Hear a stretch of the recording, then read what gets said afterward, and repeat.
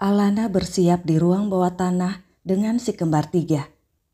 Sementara di Dirgantara Company, Alan dengan 4 sahabat juga standby. Di Italia, Marmara mendapat info lewat pesan Rio kalau Alana terluka saat disekap dan dilecehkan. Mar memutuskan untuk mempercepat rencananya dengan memanfaatkan Lily untuk masuk ke ruang pribadi ayah Lily. Tapi dia terciduk dan pingsan. Siapa orang yang memukulnya? Apa itu Amara? Tapi kenapa Amara membuatnya pingsan? Kalau itu orang lain, apa yang diambilnya? Sepertinya ayah Lily tak kehilangan apa-apa melihat dari reaksi laki-laki itu. Tapi apapun yang terjadi, dia masih aman sekarang. Dan Mark sudah menyimpan di kepalanya semua informasi yang didapatnya. Sementara Amara, dia tetap menjadi sosok laki-laki misterius yang membantu wanita-wanita yang dilecehkan laki-laki jahat, sambil tetap mencari orang-orang yang menculik dan melecehkannya. Dendamnya belum terbalaskan. Di kamarnya, di ruang bawah tanah Rumah Putih, Dion juga mulai bergerak sendiri tanpa sepengetahuan Mommy dan kakak-kakaknya. Sementara Rio membaca berkas-berkas yang diserahkan Tito asistennya. Kau dapatkan ini dari mana? Gak mungkin kau yang masuk ke dalam rumah itu kan? Tanya Rio menelisik sambil menatap Tito. Bukan tuan, ada yang mengirim info itu pada saya, jawab Tito. Padamu? Tanya Rio lagi. Iya tuan, ini dikirim untuk saya ke alamat rumah ini. Saya pikir itu dari perusahaan, tapi ternyata info tentang Pedro, ujar Tito lagi. Dikirim padamu alamat rumah ini. Itu artinya si pengirim tahu identitasku, gumam Rio. Tito terkejut, tidak memikirkan hal itu. Siapa kira-kira orang itu tuan? Kenapa dia bisa tahu tentang tuan? Apa dia menyelidiki tuan juga? Tanya Tito menatap Rio. Perkataan Tito membuat Rio tersenyum. Siapa yang cari tahu tentang dirinya kalau bukan orang yang mulai dekat dengannya belakangan ini? Itu pasti si Nyonya Mark. Dia pasti ingin tahu siapa dirinya. Apa aman atau tidak karena Rio sudah masuk ke ruang-ruang rahasia di Rumah Putih. Pasti itu Alana. Rio tambah tersenyum. Tuan, pasti Nyonya Mark yang mengirim ini. Bukankah dia tahu rumah ini karena aku membawanya ke sini saat dia terluka? Sepertinya dia juga menyelidiki si Pedro. Pedro, tamat riwayatmu sekarang. Siapkan orang-orang kita, aku ingin menangkap Pedro secepatnya, perintah Rio. Tapi Rio salah kalau mengira Alana yang mengirim berkas itu. Bukan Alana, tapi Mike si pelindung. Sejak Rio membantu menemukan Alana yang diculik dan merawat Alana, Mike mengikuti sepak terjang Rio. Tugas Mike harus melindungi majikannya dan keluarganya. Jadi siapapun yang berhubungan dengan orang-orang yang dilindunginya, harus dia tahu identitas orang itu. Begitu juga dengan Rio yang dia kenal sebagai Raka, walau laki-laki itu terlihat orang baik. Mike tetap sedikit curiga pada Rio. Apa kebetulan kalau orang yang sama yang menolong Non Ara, menolong Tuan Muda Dion juga Tuan Dokter, dan orang itu menolong Nyonya Alana? Itu terlalu kebetulan yang aneh. Tidak ada yang namanya kebetulan di dunia ini. Maka Mike membuntuti Rio, nekat masuk menyelinap ke rumah Rio, bahkan ke kamar pribadi Rio dengan menaruh kamera yang kabel pengintainya ditaruh di loteng kamar Rio. Selanjutnya, Mike hanya perlu menyewa kamar dekat rumah Rio dan mengawasi di layar laptopnya. Tentu saja Mike bisa melihat wajah asli Rio. Mike terkejut melihat wajah asli orang yang mengaku bernama Raka itu. Mike teringat, itu wajah orang yang dulu melintas di depan Rumah Putih saat Mike berlari pagi. Orang itu mengaku sangat menyukai Rumah Putih yang cantik dan sangat terkejut setelah tahu rumah itu adalah rumah Mark Putra Dirgantara. Itu wajah orang yang sama. Tapi Mike tidak memberitahu siapapun tentang Raka alias Rio dan memutuskan membantu Rio karena Mike merasa Rio ada di pihak yang sama. 3, 2, 1. Kita kembali pada Rio yang salah mengira kalau bukti-bukti yang diterima itu dari Alana. Dia tetap tersenyum lebar. Entah kenapa hatinya merasa senang. "Tuan," Tito memanggilnya karena merasa aneh dengan sikap tuannya yang tampan itu. Rio tersentak.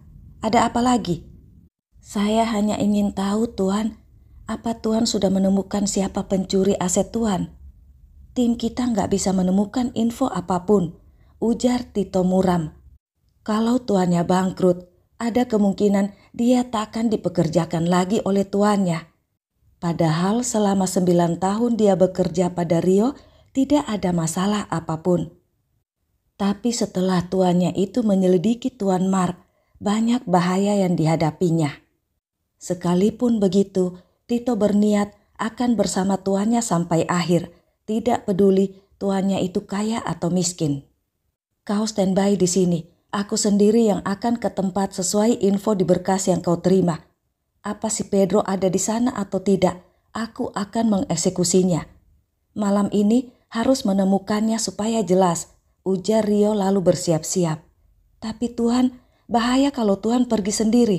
Saya akan menyiapkan beberapa orang untuk..." "Kau pikir aku akan jalan-jalan, ha?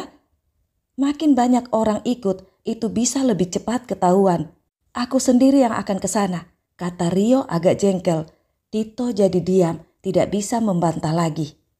Malamnya, Rio menyelinap di rumah yang jadi targetnya. Rumah yang terlihat biasa saja, tapi ternyata di dalamnya sangat mewah. Dan yang lebih mengejutkan, tidak ada penjaga selain 2 orang yang ada di pintu gerbang depan. Tadi dia masuk lewat samping rumah dan memanjat pohon langsung ke lantai 2. Sepi dan tidak ada siapapun. Situasi itu membuat Rio waspada. Dia menunggu di salah satu sudut di lantai 2. Setelah kurang lebih 30 menit, Rio kembali bergerak pelan. Rio melihat ada cahaya di salah satu ruangan di lantai bawah. Dia pun mencari jalan ke situ saat handphonenya bergetar di saku celana kargonya. "Tuan, cepat keluar dari rumah itu jebakan." Rio berkeringat alis membaca pesan dari Tito. Tapi dia melihat situasi aman-aman saja. Apa ini jebakan? Bisa jadi. Tapi dia sudah terlanjur masuk, pantang keluar tanpa mendapatkan hasil. Rio keluar dari lantai 2 lewat jalan dia masuk, lalu turun ke bawah lewat pohon lagi. Dia menyelinap masuk rumah lagi menuju ruangan yang ada cahaya tadi. Lalu diam-diam menunggu, tapi tak ada apa-apa, tidak ada siapa-siapa. Apa benar ini jebakan? Rumah ini kosong. Rio ngedumel dan masuk ke ruangan itu, tapi langkahnya terhenti. Tiba-tiba banyak garis-garis merah memalang di sekitarnya. Dia sudah menghidupkan sinar inframerah di ruangan itu. Dia tak bisa bergerak. Kalau dia mengenai sinar itu, alarm pasti akan berbunyi. Itu bahaya. Rio terpaku berpikir. Tubuhnya yang tinggi besar tidak cukup lentur untuk berkelit di antara sinar yang memalang. Bagaimana bisa dia keluar dari situ? Dan saat itu telinganya menangkap langkah kaki dan suara orang. Rio menarik napas. Dia harus segera menerobos lari dan otomatis akan membunyikan alarm. Atau dia akan tertangkap. Sementara suara itu semakin dekat. Di saat dia menegangkan itu, tiba-tiba sinar itu hilang bersamaan dengan tangannya ditarik seseorang. Setelah bersembunyi di balik tirai, barulah Rio bisa melihat siapa yang menariknya. Itu Alana. Rio hanya bisa terpana karena Alana memberi kode untuk diam. Suara orang itu sudah ada di dalam ruangan tempat mereka bersembunyi. Orang yang datang masuk ke ruangan itu ternyata sedang menelpon. Alana mengintip, begitu juga Rio. Alana sangat terkejut melihat orang itu, sementara Rio berkerengit alis, berpikir dia seperti pernah melihat orang ini, tapi di mana? Rio dan Alana hanya bisa saling tatap karena sama-sama menyadari posisi mereka. mereka akan segera ketahuan. Tangan Alana menekan sesuatu di bajunya, lalu berdiri diam kaku, tidak bergerak, seperti patung. Rio juga melakukan hal yang sama. Alana menarik napas menunggu.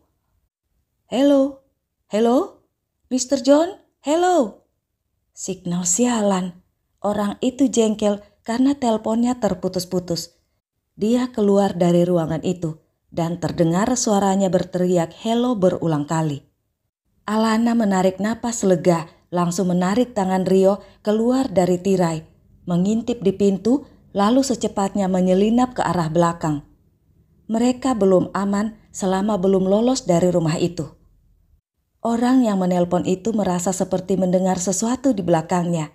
Dia berbalik dan mematikan handphonenya, kembali masuk ruangannya dan memeriksa, tapi tidak ada apa-apa. Dia lalu duduk di kursi kerjanya, memeriksa, tapi tidak ada yang aneh, tidak ada yang hilang, bahkan tak ada barang yang bergeser. Tapi perasaannya sangat tidak enak. Tidak mungkin ada orang yang masuk ke sini tanpa ketahuan. Alarmnya pasti akan langsung berbunyi. Tunggu, tadi aku keluar masuk ruangan ini, kok infrarednya nggak nyala? Orang itu langsung berdiri, berbalik badan ke lukisan di belakangnya. Panel kunci infrarednya di balik lukisan itu. Dia memeriksa box panel itu, lalu berjalan ke tengah ruangan. Ternyata infrared itu menyala. Mungkin hanya feelingku, gumam orang itu.